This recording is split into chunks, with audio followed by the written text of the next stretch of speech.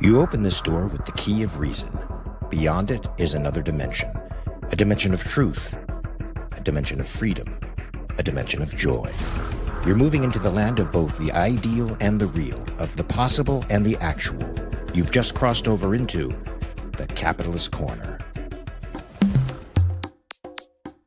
Where reason meets reality, welcome to the capitalist corner. Where reason meets reality, but I don't remember to change the formats. But we're going to put the blame on Persephone because she's been talking to me for 6 minutes and didn't notice that I had my background wrong. So she can take the blame for that. But we're here. We're here for Everyday Ethics. Persephone sent me a litany of questions that she wants to ask. I just yes-manned her to death and said, yeah, go with it, because I really don't care. I'm willing to talk about basically anything, and I trust Persephone. So, first, please don't forget to follow us on Twitch and become a channel member and find all of the shows on Spotify and like and share. And don't forget the super chats and the super stickers, because we find those to be very, very important. We do. Okay, so a little bit of background for this episode. So my friend's sister is in her last year of high school, and she is doing a project for life orientation about the ethics lens, and the ethical focus area she's chosen is social media and technology, with the subsections of that being persuasive design, attention economy, dark patterns, misinformation, and privacy. So then she said she needs to interview a professional person of expertise or authority who is impacted or has been impacted by this ethical situation. And then she sent like a whole bunch of questions. So I thought we could go through these questions because... Wait a second. Did you basically trick me into doing your friend's daughter's homework? Is that what happened here? Well, no, she has to interview someone. I've already given her my answers. Your answers? I answered these questions already. I answered? Okay. But I thought it would be interesting because it's just interesting to me. It is interesting. Can I have fun and tease without being taken seriously, please? No, I insist on taking everything seriously. Okay, so those are the subsets, right? Persuasive design, attention economy, dark patterns, misinformation, and privacy. So what ethical issue do you think is the most visible or important in our community or daily life right now? And give me the options again. Persuasive design, attention economy, dark patterns, misinformation, and privacy. I think that I'm going to combine two of these. The attention economy and misinformation, I think, are huge. And I'll tell you why. Because there's with the 24-hour, and I hate even the phrase, but news cycle, because it's just constant.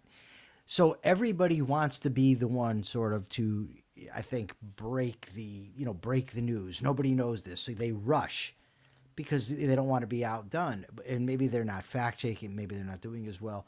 And then that bleeds over into people that don't care anyways about accuracy. And people have learned, and not that this wasn't always the case, but I think that it's far more the case now, and I think far more people have learned that you can make money by putting bullshit out there that people want to hear.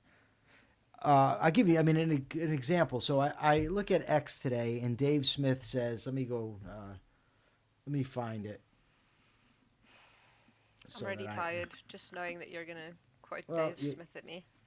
I lost a follower on X from the time I was there 5 minutes ago until now. But anyways, he says, the purpose of the corporate press is and always has been to lie you into war and push for escalation once you're there. And he goes on, he says, notice how the people who hated Trump the most are cheering for his disastrous war. No. Actually, the press... I remember during the Iraq War for interest. Gee, I think I'm going like I can't speak properly today. For instance, the Iraq War, the press was very negative on it, criticized it constantly, The only reason I thought that it was going well is because I bought into the right-wing press, not the mainstream media. That's for sure.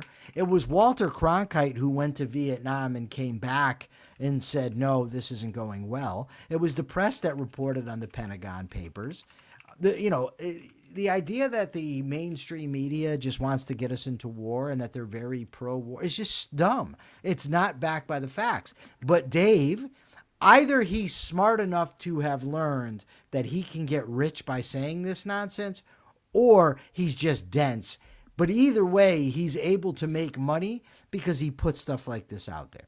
And so the attention economy, meaning sort of everything's sound bites, everybody's in a rush to get things out there, and nobody has the time to actually do the research, and you combine that with the misinformation, I think those are the biggest problems.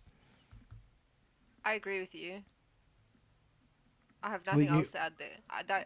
I have. All right, we're done, I guess. No, we have so many more questions. Okay, so remember, I'm reading questions. I remember. From your own understanding, how do you define ethical versus unethical behavior in this area? In what area? This social media, misinformation, attention economy. Okay, so this is going to be a difficult discussion to have, and I'm going to tell you why. Because people generally, when they hear self-interest, they don't grasp the full meaning of the term. So they would say, so I'm going to say that I define ethics always as somebody acting in their own rational self-interest, right? That is what determines whether something's ethical or not. So the immediate response will be, guarantee, oh, well, then you're wrong because it's moral, because by that definition, it's in their interest, they're getting rich. Now, that, of course, ignores a tremendous amount of information, a tremendous amount of what's included in the idea of self-interest. So, I mean, we discussed this the other day, the importance of living in principle, right? Living by principle. And how self-interest is your long, we're talking about over the course of your life, lifetime. So when people say, oh, well, look, this person benefited or is gaining a benefit by this action, by putting misinformation, you're judging their interest solely by immediate financial gain, right? There's a whole lot of facts that I don't know. What are their personal lives like? What's going on inside their minds? What's going to happen to their credibility 4 or 5 years from now? How's that going to impact them? Now, somebody might say, and rightfully, well, but you don't know, so you can't just assume it's going to go bad. I agree, but I do know that life is, there's a lot in life that has to do with your probabilities of succeeding, for instance. And I know there's certain actions and certain principles that maximize your chance for success and others that don't. I also know that we have to live by principle if we want to plan long range. And when you're putting disinformation or misinformation, I can't remember which is which, out there on a regular basis, you're being dishonest. You're acting contrary to principle. Now, and I also know, for instance, that human beings largely behave by habits, including cognitive habits and psychological habits. So if you're in the habit of putting disinformation out there or misinformation, again, whichever one it happens to be, you're developing the habit of lying for personal gain, which means the more lies you're likely to tell, which means the more likely it is you are to get caught. I also understand that the human mind remembers. So on a subconscious level, you remember that you're deviating from reality as you're telling these lies, which as a principle, I can't prove that it happens in every single instance, but I know tends to be damaging to the self-esteem of a human being. So I would say that the biggest unethical fact about this is that these people are acting contrary to their own interest. They're helping to create a world where misinformation is the rule of the day, where people don't know how to act, that they're then going to vote based on the information that they're getting, make decisions based on what they're getting, and it ultimately leads to a deteriorated, I can't say it. Deteriorating?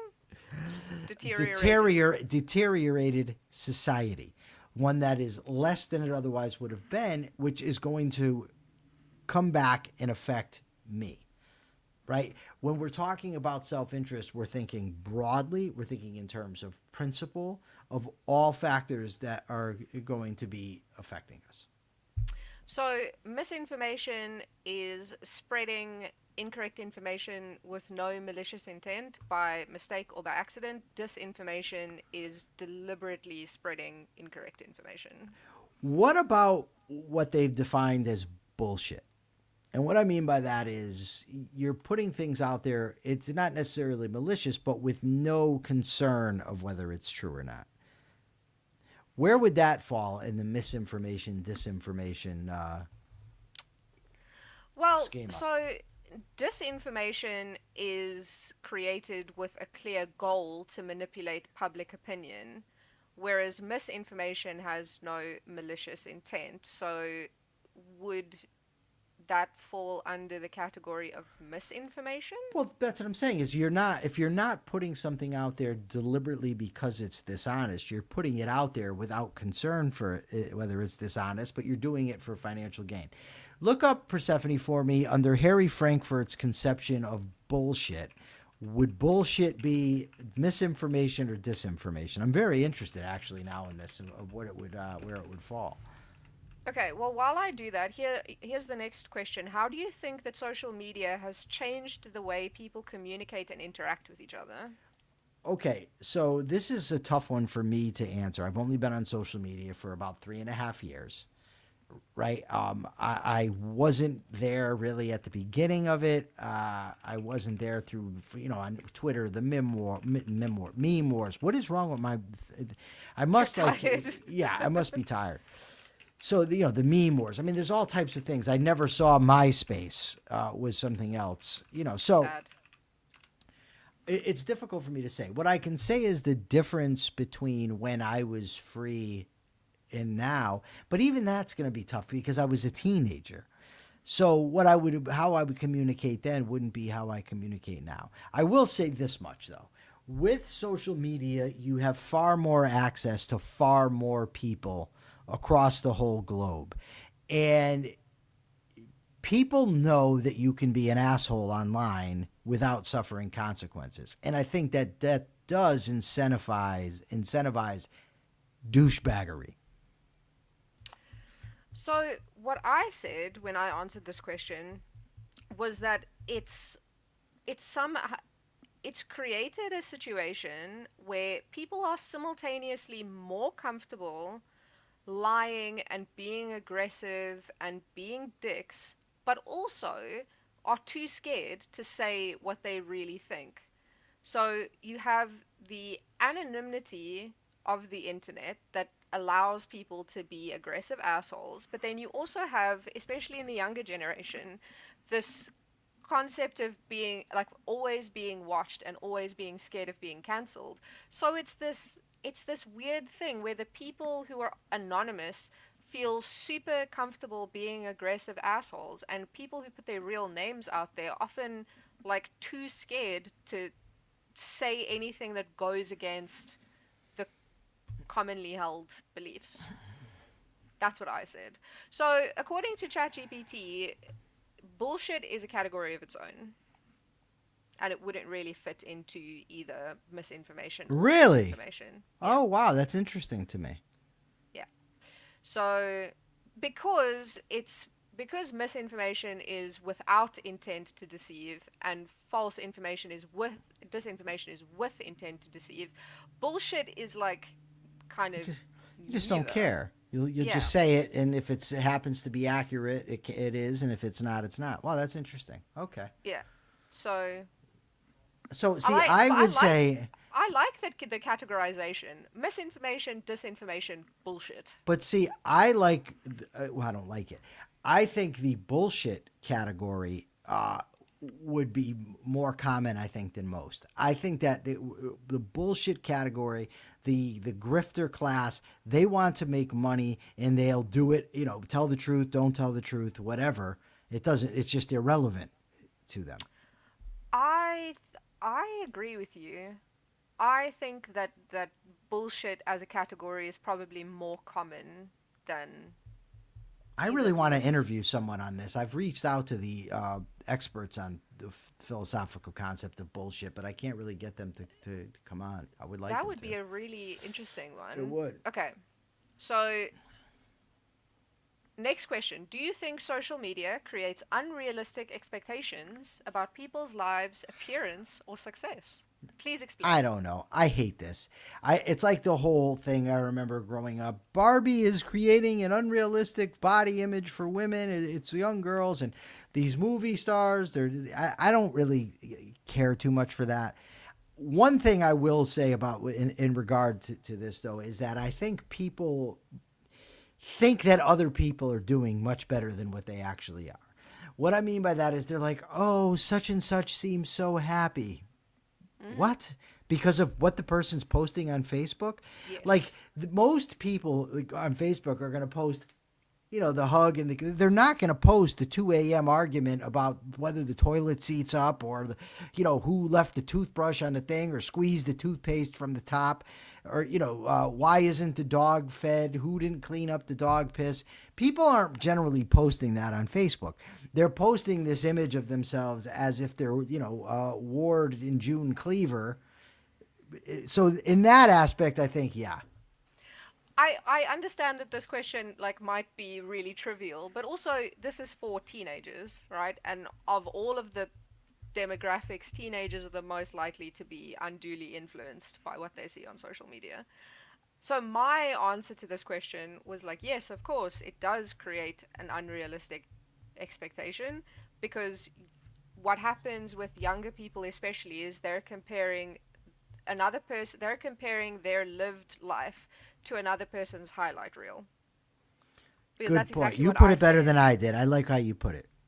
Yeah. Good because job. People post, they don't post the miserable stuff. They post, the pretty things. And influencers especially, they make money on creating an unrealistic life. Robert, talking about the lying. Lying means double account bookkeeping because you ultimately have to have a good memory because you have to remember the lies. Now, when I was a liar, I have a good memory, so I tend to remember the lies that I tell. Or told, rather. I shouldn't say tell because it's not present tense, but so I was good at it when I wanted to lie. But I also, there's people that I find very weird. I understand, for instance, not that, I get people that lie for money or personal gain or to get away with something, but I know people that just lie. They just make up stories for and I find it bizarre. I mean, I guess it's entertaining for them. I've read, well, they like to make people dupes, but everybody knows they're liars. So it's not like I have a friend, or used to be a friend, and he would say, I'm a good con man. Good con men don't run around saying I'm a good con man, right? A good con man, you don't know he's a con man. Everybody knows you're full of shit. All right, Nicole Hingle says with $10, thank you, Nicole. Thank you both for all you do. I'm struggling lately. I usually don't have a problem being assertive, but lately the more I speak up, the worse I feel. Reaching out to friends is not helping. The assertive thing is interesting to me, if I may comment, Persephone. Not that Nicole is making this error, but I find that a lot of people, when you talk about being assertive, think that being assertive is going to get them what they want. And while it will increase the chances of getting what you want, it's very possible that you are assertive and someone just tells you they don't care. And that can be frustrating. It can be demoralizing.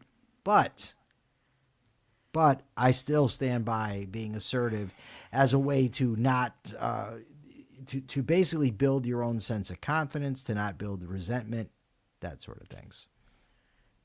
Nicole says, is it better to just pull away from everyone until I feel like myself, or is that avoidance? I think we would need a lot more info than that, Nicole. I'm sorry. I wish we could help more. I wish I could, but if people are toxic and you don't need to be around them, then by all means pull away. If there's people that you have to deal with, sometimes just saying I disagree is assertive enough. But we don't want to fall into the trap, and this is a situation where somebody might tell me, physician, heal thyself, because I fall into this error much more than I'd like, is thinking that other people have to get us, right? That when we tell somebody something, they have to understand, they have to come to agree. Sometimes they just don't get it, and they're not going to get it because maybe they don't want to get it. I mean, I'm assuming that, the people watching, that we're the honest ones and we have the best intentions and whatnot. So let me just put that out there. Other people might just not care. They don't care about your point of view, and there's nothing you can do to make them understand. And that sucks, I agree, but that's life. Jim Valiant says, if I do not report on my health issues, family health issues, or pending legal matters on social media, I am not trying to deceive. I do not care to burden people with my problems or beg for sympathy. Well, no, that's true too, Jim, is if people if people did go, and I know people who do this, go out there and put all their problems out there, then people are like, oh, here's some asshole looking for sympathy, right? So I just don't think social media is the place to go to get information about people's lives. Like I don't know. Like if you're going to social media to try to find out how my daily life is going, you're going to be greatly fucking disappointed, because I generally don't post about that stuff. I post about ideas, arguments, stuff like that. I don't know. I think it's a grand mistake to be making, to go to social media for information about people. I agree. I don't post on social media generally. I don't feel the need to update people about my life. Let me just say real quickly, the only exceptions were probably when I first got out of prison, and when Melissa got sick with cancer. Those were probably the only two times that I really posted regularly about what was going on in my life.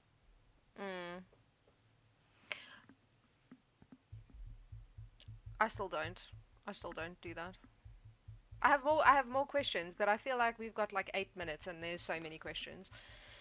I've got to hard out at 3 because we have to prepare for 3:15. I know. Okay. So, do you? I'm going to skip some of these questions. Do you think people are aware that there is an ethical problem in the situation? Social media misinformation. I'm sorry, I didn't hear you because I love Robert Naser. Robert Naser says, took me years to fully learn and accept objectivism, but if I talk to someone and they don't get it within the span of the conversation, they are obviously an irrational evader. Yes. Okay, I agree with Robert. Let's do 30 seconds per question answer. All right. Go ahead. Do you think artificial intelligence plays a significant role in influencing what people see and believe online? Believe, I don't know. See, yes. How have you personally experienced or been affected by this issue, misinformation? No, only to the extent that it aggravates me seeing it, but I don't fall for something. I don't look up and, see somebody's claim and say, oh, this is true, I should repost this. When I first got online, I suppose, yeah, because I didn't know any better, but you fact check things. Yeah. Which is why you don't fall victim. Yeah. Okay. How do you deal with or manage this issue personally? I fact check. Have you noticed any discrimination, bias, or unfair treatment on social media platforms? Have I noticed bias or mistreatment? Or discrimination? Come on. Yes. It's a high school student's ethics. I know, but I'm not the high school student, Seffi. So, I mean, you gotta,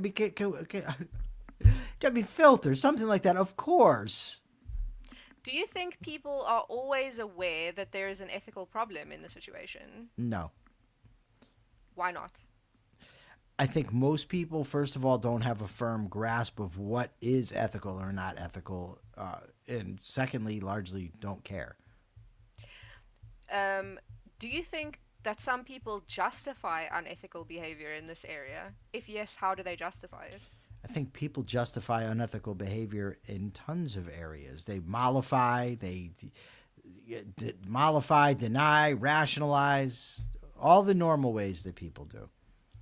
who do you think should be responsible for addressing or fixing the issue? Here are your options: individuals, companies, governments, schools, or families. Individuals. Should there be stricter rules and regulations governing social media and technology companies? Why or why not? Fuck no. Why not? Because the problem arises, you don't like social media for what goes on, so you're going to trust the biggest lying scumbags on the planet to regulate it? No.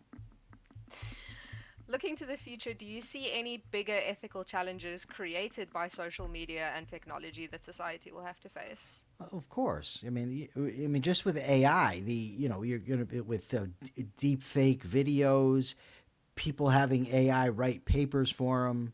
I mean, that's already here. So, do you have any additional thoughts or comments on this matter?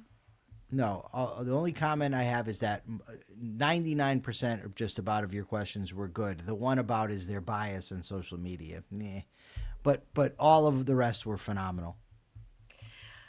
So I answered her questions in a voice note, which was like 15 minutes long of just me like rapid firing through these questions. I thought it was really interesting. And I really enjoy the opportunity to tell a student that no, the government should not be involved in regulating. No, it's not a good idea. If you think it's a good idea, reconsider heavily. That was my favorite part of that, of answering these questions. All right. Well, look, we've made it through 26 minutes. Nobody has threatened to sue me for defamation. So that's a good thing.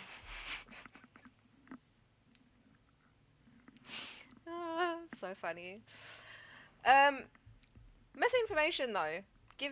Fact check everything. Fact check everything. Don't fall for bullshit, and pay attention to Robert Nacer and Jim Valiant.